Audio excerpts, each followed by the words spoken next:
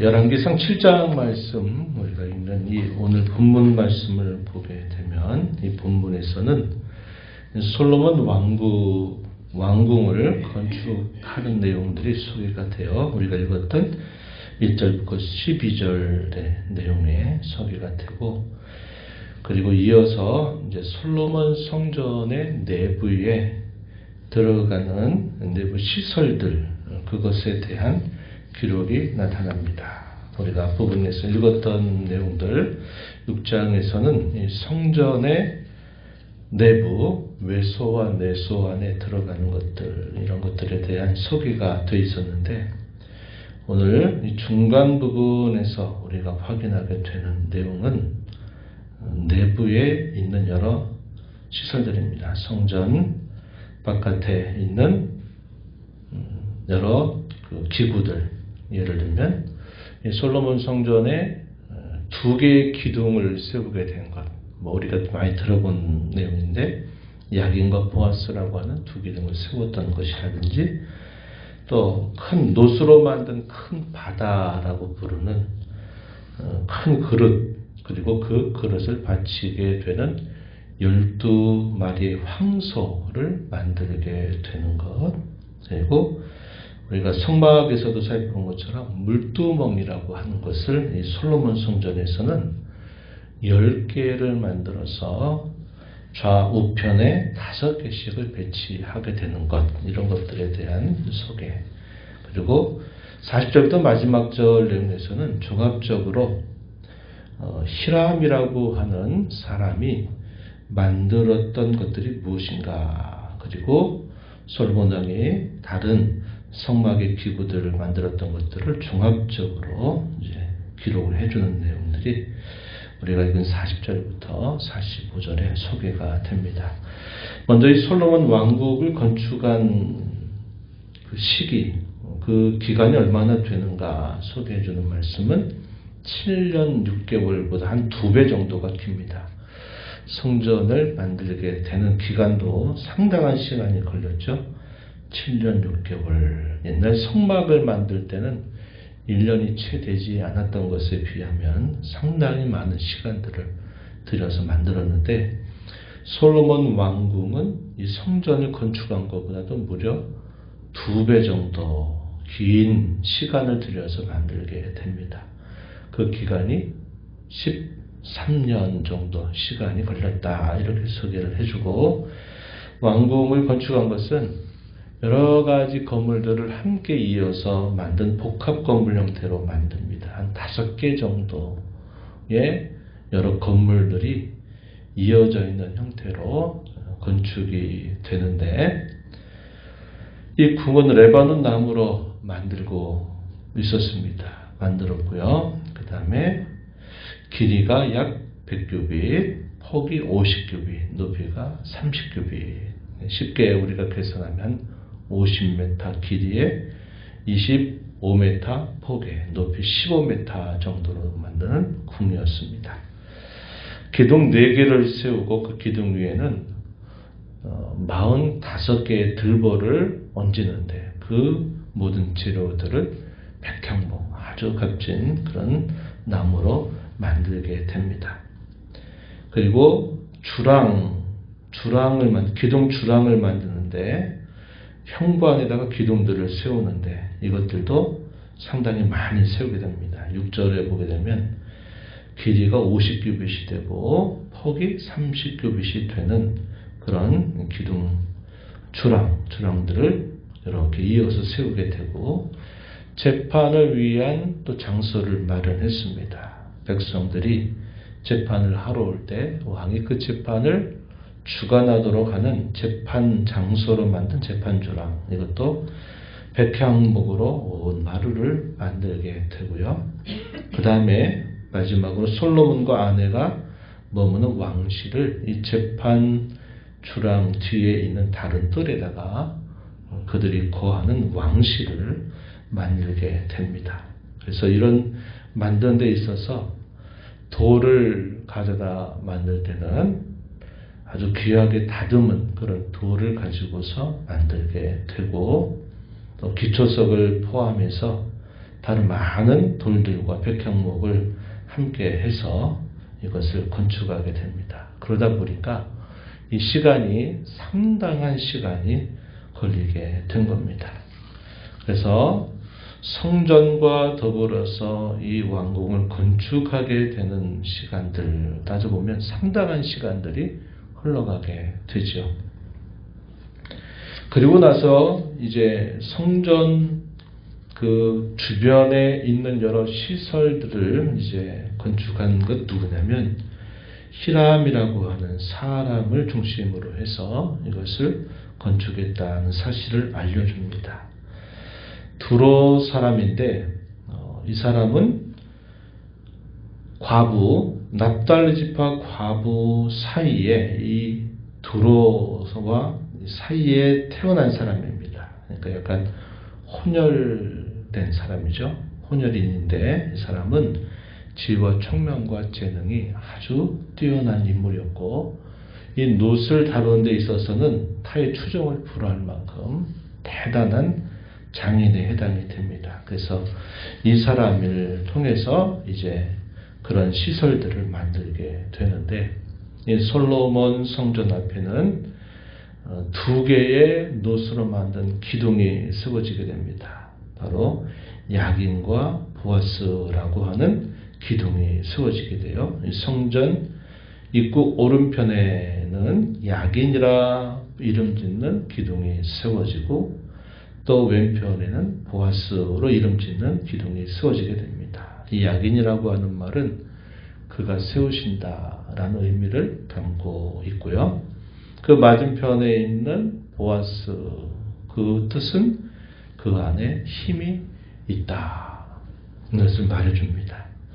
하나님께서 약속하신 다윗 왕가에 대한 그 약속이 든든하다라는 사실을 이 두 개의 기둥을 통해서 하나님께서 상징적으로 나타내게 하셨다는 겁니다. 이 기둥 위에는 장식을 만들었어요. 이렇게 기둥을 세우고 동그랗게 장식을 만드는데 그 기둥머리의 높이가 5규빗 정도 되니까 약 한 2.5m 정도 되고요. 기둥의 길이만 높이가 18규빗 정도가 됩니다. 상당히 높죠. 그리고 그 기둥 위에다가 기둥머리로 또 5규빗 되는 기둥머리를 만들고 또 장식으로는 거기에 석류무늬 200줄 또 백합화 무늬를 또 만들게 했어요. 그러니까 기둥 하나하나를 얼마나 정성 들여서 만들었는가 하는 것을 우리가 이걸 통해서 확인하게 되고요. 그 다음에 이 성전 앞에 큰 바다, 물을 많이 담을 수 있는 바다를 만듭니다. 그 지평이 10규빗 정도, 12규빗 정도가 되고 높이가 5규빗 정도 됩니다. 원형으로 만들었고 여기에 상당한 양의 물을 담을 수 있는 큰 그릇입니다. 그리고 그것을 받치는 황소로 만든 그런 12황소라고 부르는데 동서남북 사방으로 해서 3마리씩 이렇게 향하게 한 다음에 그 위에다가 큰 동그란 놋그릇, 바다라고 부르는 그릇을 얹게 한 것도 역시 이 히람이라는 인물이 중심이 돼서 일들을 진행했어요. 또 우리가 많이 들어봤던 물두멍, 이것도 아까 말씀드렸던 것처럼 놋으로 만드는데 옛날 성막에서는 1개가 있었어요. 그런데 솔로몬 성전에서는 무려 10개를 만듭니다. 직경이 4규빗 정도 되는 그런 것으로 놋 물두멍 10개를 만들어서 오른편 또 왼편 이렇게 5개씩 성전 좌우로 배치를 하게 했어요. 성막을 만들 때와는 그 규모나 그 정도가 굉장한 차이를 보이고 있다는 것을 보게 되고 이 놋으로 만든 10개의 물두멍을 또 만든 그것을 받치는 놋받침대 역시 10개를 만들어서 그 받침대 위에다가 이 놋으로 만든 물두멍을 배치하게 된다 하는 겁니다. 그래서 이 솔로몬 성전은 그 차지하고 있는 규모에 비해서 그것에 들어가게 되는 그 재료라든지 또 그것의 어떤 품격이라고 하는 게 대단했다는 겁니다. 그래서 정말 최상의 가치를 그러한 재료들을 사용해서 하나님과 자기 백성 사이에 만나는 그 장소를 만들게 했다. 이렇게 말해주고 있어요. 얼마나 그 당시에 이 재료들이 많이 들어갔는지 또 거기에 들어갔던 놋이라든지 이런 것들을 측량할 수 없을 정도로 많이 들어갔다. 이렇게 말해줍니다. 다윗이 평생에 살아있는 동안에 여호와의 성전을 짓고 싶은 열망을 가지고 그가 모아두었던 은과 금과 기구들 그것들은 또 얼마나 많이 남았는지 여호와의 전 곳간에다가 그것을 다 거기에 두게 하는 그렇게 이렇게 했다고 표현이 되어 있습니다. 성전 가운데 외소라고 부르는 곳에는 우리가 어제 봤던 것처럼 세 가지 중요한 성막들이 있었죠. 성막 기구가 있었습니다. 분향단은 지성소, 내수라고 부르는 지성소 바로 앞편에 분향단이 있었고 금으로 역시 만들게 되고 또 진설병과 정금 등잔대 이것도 좌우편으로 해서 또 이것을 배치한 것. 또 이 성전에서 제물들을 태우고 그것을 처리하는 데 필요한 여러 부수적인 여러 비품들 금꽃이라든지 등잔, 불집게, 또 대접과 불집게, 주과, 숟가락, 불 옮기는 그릇 등 이런 모든 것들을 다 만들었다. 이렇게 말해줘요. 그래서 성전을 건축하게 되고 또 솔로몬 왕궁의 5개의 복합 건물들을 건축한 것에 대해서 열왕기상 6장 또 오늘 우리가 읽은 7장에서 이런 내용들이 소개가 됩니다. 외적으로 봐도 대단히 가치 있게 만들어졌어요. 그래서 그것만 봐도 얼마나 화려하고 얼마나 품격 있게 만들어졌는가 하는 것을 보게 합니다. 그것은 그만큼 하나님께서 만나시기로 한 그 장소가 하나님께 제사를 올리는 그 장소가 그만큼 귀중하고 가치가 있다는 것을 보여주는 것이었습니다. 그럼에도 불구하고 우리가 확인하게 되는 중요한 것은 이러한 외적인 화려함과 웅장함과 품격을 가지고 있는 것 그 자체가 그것이 곧 전부가 되지는 못한다는 사실입니다. 그것은 무엇보다도 하나님과 솔로몬 왕과의 그런 관계에 있어서 무엇보다 친밀하지 않으면 안 된다는 사실이고 제사를 드리러 오는 백성들과 역시 하나님과의 관계가 올바로 서 있지 않다면 그 자체만으로는 온전치 못하다 하는 사실을 우리는 꼭 기억해야 한다 하는 겁니다. 하나님과 바른 관계, 깊은 인격적인 관계가 바르게 설 때 그 성전의 가치는 비할 수 없는 놀라운 가치가 된다 하는 겁니다. 우리가 뒤에 가서 읽게 되겠지만 이 성전을 마치고 봉헌식을 하면서 솔로몬 왕이 하나님께 간절한 기도를 올려요. 이 기도의 내용은 대단히 중요한 내용들을 담고 있는 내용입니다. 나라의 운명, 백성들의 모든 미래가 다 걸려있을 만큼 중요한 그런 간구를 이 성전을 향해서 행하게 기도를 올리게 될 때 하나님이 들어달라고 기도하는 내용들을 소개를 하죠. 하나님은 그의 간구에 대하여 들으시고서는 그렇게 하겠다라고 말씀을 해주십니다.